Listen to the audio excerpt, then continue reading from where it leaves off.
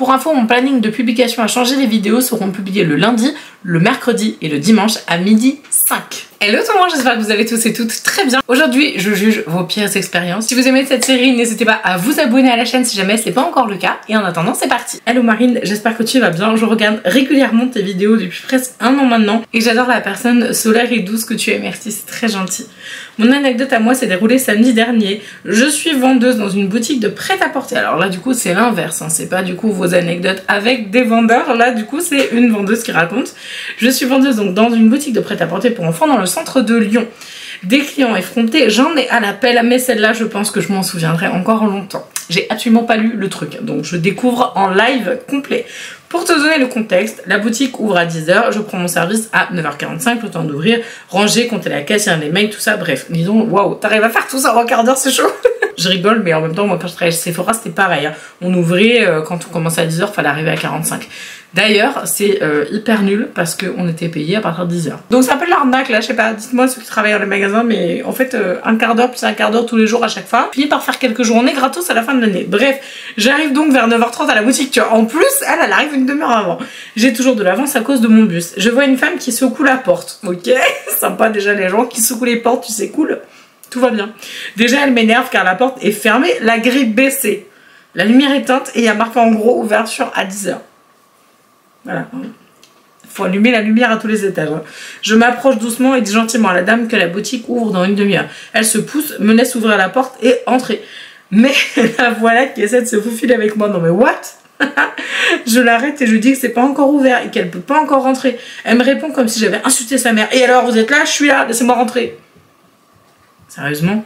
Waouh, c'est chaud quand même. À ce moment-là, je me dis que celle-ci, elle va me donner mal à la tête. Bah tu m'étonnes. Je lui explique donc que j'ai pas le droit de la laisser entrer parce que tout n'est pas prêt et je lui ferme la porte au nez. Très très bien. Je vais poser mes affaires au casier, je fais ma petite vie. Évidemment, elle est toujours devant la boutique, les bras croisés, à regarder le moindre de mes mouvements. J'imagine la nana, tu sais, qui est là en train de regarder sa montre, genre. Alors, il est 59. Dans une seconde, je tambourine à la porte. Clairement. L'heure d'ouverture arrive, j'ai à peine le temps de tourner la clé dans la serrure qu'elle la pousse, et moi avec bien sûr, et rentre en râlant. Ah bah c'est pas trop tôt. Et se dirige tout de suite vers la caisse avant de me dire, bon, vous venez? Ah mais c'est quoi cette meuf? Mais moi je te le rends encastré dans le mur, sérieusement. J'invoque le sage zen qui sommeille en moi, bah tu m'étonnes, et je vais la voir. Elle m'explique que pendant la période de Noël, elle était venue faire un avoir sur des articles qu'elle voulait rendre et que ma collègue ne lui avait pas donné le petit papier et que du coup elle voulait que je lui réédite. Je précise que l'avoir était de 4 € selon ce qu'elle dit, ok? Je lui explique que c'est pas possible parce qu'on n'a pas la possibilité de réimprimer les avoirs et je peux rien faire pour elle. Aïe aïe aïe, alors déjà la nana elle a attendu. En plus, elle vient t'expliquer un truc déjà qui, à mon avis, l'énerve un petit peu. Et après, tu lui dis que ça va pas être possible. Je pense qu'elle va pas trop être d'accord. Elle commence à s'énerver et à me dire que c'est pas son problème, ok? Car c'est pas elle qui l'a perdu, mais mon collègue. Qu'elle me décrit dans un terme plus que limite à mon sens. Ok, c'est cool. Le respect, il est mort, hein, clairement. Du coup, mon collègue n'a pas fait son travail correctement, blablabla. Or, la collègue dont elle me parle n'est autre que la responsable. Bref, je sais pertinemment qu'elle n'aurait jamais oublié un avoir. Mais pour pas énerver davantage cette adorable cliente, n'est-ce pas? Je lui dis qu'elle peut juste appeler le service client et qu'elle peut les appeler à partir de mardi 9h. Ce à quoi elle me répond, ah mais non mais je peux pas, je suis diabétique. Hein, je peux peut-être imaginer pourquoi, mais c'est très bizarre comme réponse quand même, hein. D'accord, là je me dis que la femme est peut-être pas juste mal élevée, mais elle est peut-être aussi un peu jetée. Donc je lui redis que je peux rien faire et que ma responsable arrive qu'à 11h45 aujourd'hui. Elle me regarde et sourit. Non mais je vais attendre, donnez-moi une chaise. C'est quoi cette meuf, sérieusement, vraiment? À ce moment-là, j'avais déjà abandonné. Donc je lui montre les tabourets qui sont à disposition des enfants dans le petit coin chaussures que nous avons. Elle s'y assoit et attend sagement sans bouger. 1h45 plus tard, ma responsable donc arrive. Elle a à peine le temps de poser un pied dans la boutique que la dame lui saute littéralement dessus. J'étais avec d'autres clients donc j'ai pas entendu ce qu'elle lui a dit, mais j'imagine que c'est la même chose qu'à moi, car la dame est revenue vers moi qui m'occupait d'une gentille dame enceinte jusqu'aux yeux. Elle a coupé la parole à ma cliente enceinte pour me dire « Je vais parler de vous et de votre petite boutique de voleuse, petite connasse. » Et elle est partie. Mais cette meuf, mais qu'est-ce qui se passe dans la tête de cette dame? Je ne sais toujours pas si je dois rire ou pleurer. L'avantage dans tout ça, c'est que ma responsable m'a payé le café pour me féliciter de ma patience avec cette cliente. Ça, c'est épique quand même, hein. Je suis choquée. Je sais, oui, 4 €, c'est 4 €. Je suis d'accord. Mais je pense que tu peux aussi demander les choses de manière très zen. Alors moi je me pose une grande question, c'est est-ce que la nana l'a mitonné plein pot? Alors l'histoire de je peux pas, je suis diabétique. Alors bon, perso, je suis toujours considérée comme diabétique parce que là, je sors de ma grossesse, etc. Et donc diabète gestationnel, blablabla.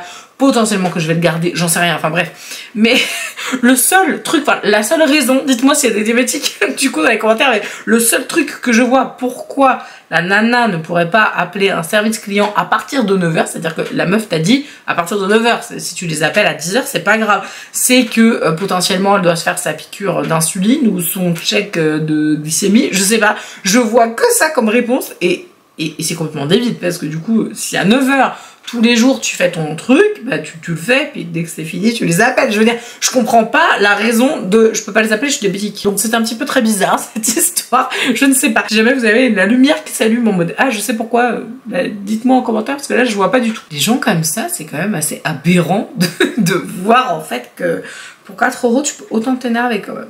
Ensuite, on va découvrir l'expérience de Claudia. Hello Marine, j'espère que tu vas bien. Et alors j'adore le début de son mec qui m'a fait mourir de rire littéralement. J'espère que tu n'as toujours pas perdu foi en l'humanité après avoir lu toutes nos anecdotes. Mais j'avoue que franchement, au-delà du fait qu'il y a quand même des trucs complètement abracadabrants dans ce que vous me racontez, il y a aussi toute une notion d'empathie. Et je pense que cette série, moi je l'aime beaucoup parce que bah, déjà il y a des trucs très drôles, il y a des trucs très tristes aussi, mais tout ça en fait est une question d'humanité et je pense que c'est pour ça aussi que j'aime autant cette série. Alors mon expérience s'est passée dans un supermarché. Pour te poser le contexte, avec mon copain nous avons l'habitude d'accumuler nos petites pièces rouges et lorsque le stock devient conséquent de dépenser notre trésor dans les caisses automatiques des supermarchés afin notamment de ne pas traumatiser une caissière. C'est très gentil. Je pense que le geste est apprécié à mon avis. Nous voilà donc partis au magasin le plus proche de chez moi. Un vendeur entendant les bling bling des multiples pièces tombant dans la machine débarque en trombe au bord de l'essoufflement en nous disant qu'il est interdit de payer avec de la petite monnaie. Hein? Quoi? Un peu étonnée, je lui dis très poliment qu'il est quand même curieux de refuser à un client de payer avec de l'argent. Celui-ci daigne ni me regarder ni me répondre. Je continue sur ma lancée, toujours aucune réaction de sa part. Par contre, lorsque c'est mon copain qui lui a parlé en disant exactement la même chose que moi, le vendeur a bien voulu entamer la discussion avec lui.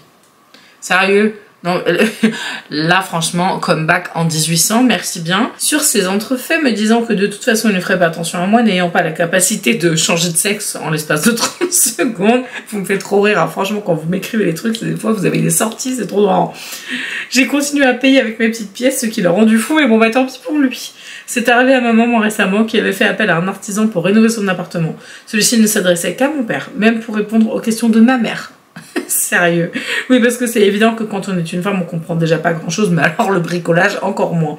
Ouais, c'était un peu long, je suis désolée. Non, ça va, y a pas de problème. Sérieusement, ça existe, c'est triste, hein. C'est vraiment très très triste. Je pensais pas que le machisme serait encore autant d'actualité que ça, parce que là, c'est quand même très violent. Alors, excusez-moi, mais alors au-delà du mec qui est macho comme pas possible, d'où est-ce que tu dis aux gens de pas payer? Non, mais excusez-moi, alors, en fait, votre chéquier, il a une bordure verte et du coup ça va pas. On accepte que les chéquiers à bordure bleue. Voilà. Mais ça sort d'où ça? Qui sort des âneries pareil, c'est pas possible. Bref, n'importe quoi. Ensuite vient l'histoire de Sarah. Salut Marine, j'espère que toi et ta famille allez bien. Merci pour tes vidéos, ça illumine mon dimanche. Voici mon anecdote. J'avais 13 ans et à l'époque j'avais les sourcils très blonds, très fins et j'en avais très peu. Mes sourcils quasiment inexistants étaient donc un énorme complexe. Ma maman décide donc de m'emmener à Yves Rocher pour m'acheter un crayon à sourcils. Bon, jusque là pas de problème. À l'époque j'y connaissais strictement rien au maquillage, je savais juste que je voulais une teinte la plus naturelle possible pour juste les fournir un petit peu plus. Je demande donc conseil à une vendeuse qui sur d'elle me donne un crayon, mais d'un brun. What the fuck? À l'époque, j'osais tellement pas dire que je préférais une teinte plus claire. La vendeuse fait alors un essai sur mes sourcils. La différence avec l'autre était tellement flagrante que je me reconnaissais à peine. Oh mon Dieu. Oh, ma pauvre. La vendeuse était super contente du résultat. Elle me dit que c'est le crayon qu'il faut et qu'une teinte plus claire me donnerait un air malade. Ouais, je repars du magasin avec un sourcil super brun et l'autre toujours aussi blond. Elle en avait fait qu'un seul sur les deux évidemment, sinon c'est pas drôle. Et un crayon que j'ai jamais utilisé. Alors déjà, excuse-moi, Sarah, mais ta maman, elle a pas dit à un moment genre...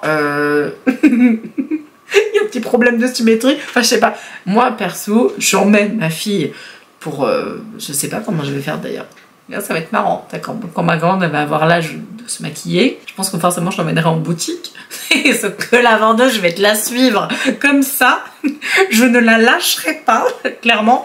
Et vraiment, je pense que, je sais pas, j'ouvrirai ma bouche, quoi. Enfin, je sais pas, si ma fille, elle ressort avec un sourcil noir et l'autre blond. Il y a un moment, je pense que la vendeuse, c'est pas que c'est une mauvaise vendeuse, c'est qu'il faut qu'elle change de lunettes. Parce que bon, là, clairement, c'est juste un problème de vue, j'ai l'impression.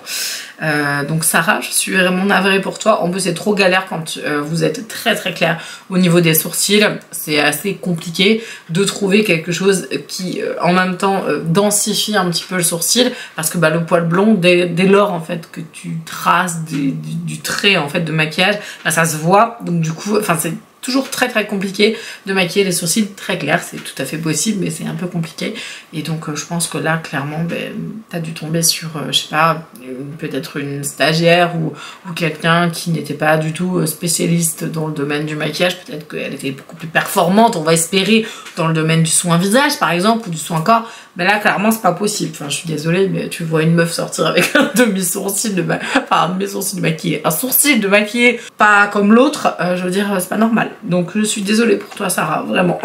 Alors j'ai Chloé qui m'a fait genre mais alors des pavés. Mais j'ai lu en zigzag et on dit en zigzag. J'ai lu en diagonale. C'est pour zigzag, n'importe quoi. Mot magique de la vidéo, voilà, zigzag, parfait. Si vous êtes toujours là, je vous laisse du coup mettre zigzag dans votre commentaire. D'habitude vous avez des idées incroyables pour me placer les mots magiques, alors là zigzag, vas-y, ça c'est pas mal. Hein. Coucou Marine, j'espère que tu vas bien. Tes vidéos sur la pire expérience m'accompagnent tout le matin pendant que je me prépare en étant en apprentissage d'esthétique. Je me suis dit que ce serait quand même pas mal de te faire un petit mail parce que, oulala, je pense que faudrait que je vous fasse une vidéo, mes storytime esthéticienne. Il y a des trucs assez marrants. Pour le contexte, je suis en BTS en alternance esthétique dans un institut de ma région. Je dirais pas où pour ne causer de tort à personne, parce que vu ce qui se passe après, je comprends. Pour se situer, il devait être aux alentours de 18h45, on n'avait plus de clients. Nous étions donc dans la réserve en train de discuter quand tout est prêt pour la fermeture à 19h et les cabines du lendemain étaient nickel. Nous étions deux, ma collègue et moi, et pour info, nous sommes tous les deux très jeunes, 20 ans et 22 ans.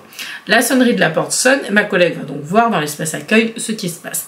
Moi, je reste au fond en attendant en pensant que c'était une cliente habituelle qui venait prendre rendez-vous ou un de ses produits habituels. Ma collègue accueille donc un homme à l'entrée. J'entends qu'elle parle avec lui et que ce monsieur se montre insistant sur les massages. Au bout d'un moment, je décide d'aller dans une cabine pour essayer de mieux entendre. Mort de rire, c'est trop ça, je sais.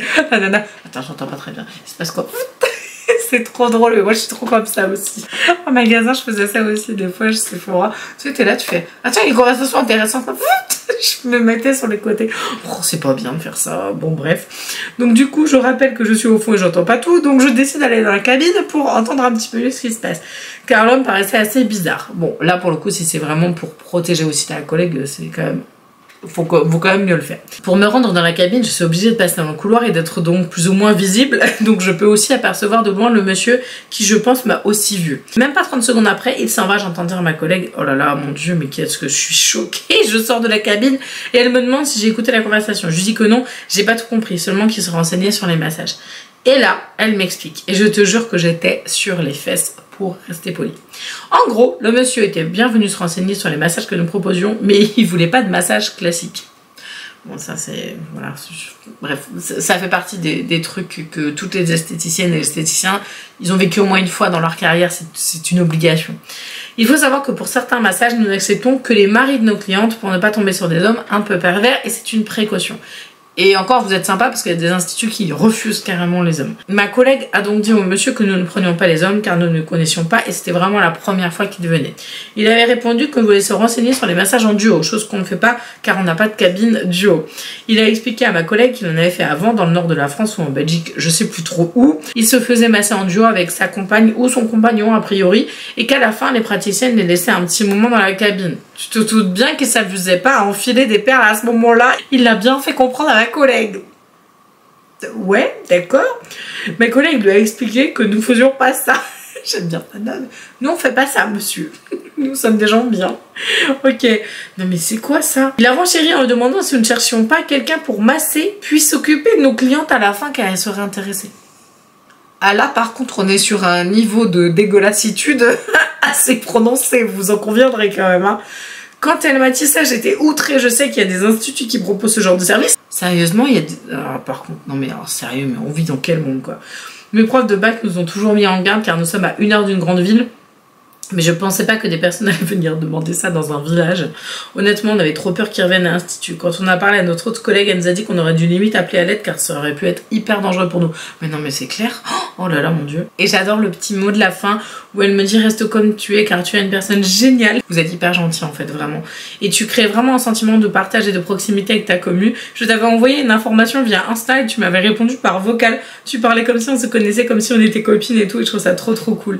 Tu es hyper simple et vrai. Tu es toi-même, on sent à travers la vidéo, c'est pour ça que je pense on t'apprécie beaucoup. Merci beaucoup Chloé, ça me touche énormément. Si jamais vous êtes toujours là et que vous n'êtes pas abonné à la chaîne et que vous voulez suivre la suite de la série, je vous invite à vous abonner. N'hésitez pas à mettre également la petite cloche pour avoir toutes les notifications et puis vous pouvez mettre aussi un petit pouce, un petit commentaire pour le référencement pour m'aider, ce serait adorable. En attendant, je vous embrasse de tout mon cœur et je vous dis à la prochaine.